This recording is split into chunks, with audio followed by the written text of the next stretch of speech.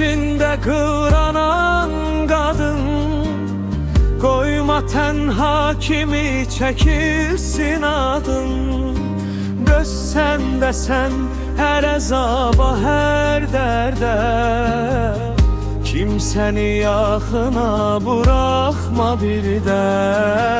Dertli kadın, bu kadar çekme bu dünyanın yükün. Bəsdi kadın, yorulmadın mı gözün yaşını töküp üzdü kadın. Bilirəm her yeten ağlattı seni, gözünün yaşı kimi sil seni her incideni. Dertli kadın, bu kadar çekme bu dünyanın yükün. Bəsdi kadın, yorulmadın mı gözün yaşını töküp üzdü kadın.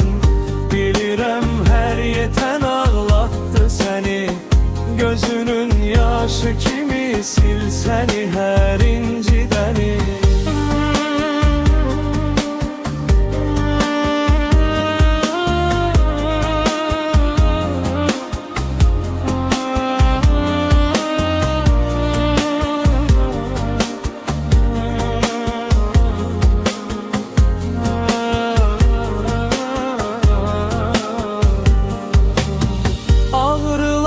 İçinde kıvranan kadın, koyma tenha kimi çekilsin adın. Dözsen de sen her azaba, her derde, kimseni yaxına bırakma bir de. Dertli kadın, bu kadar çekme bu dünyanın yükün. Bəsdi kadın, yorulmadın mı gözün yaşını töküp üzdü kadın.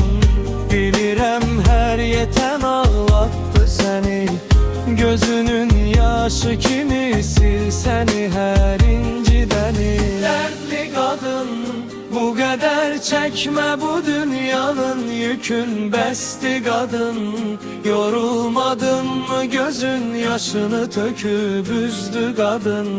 Bilirəm her yeten ağlattı seni, gözünün yaşı kimi sil seni her incideni.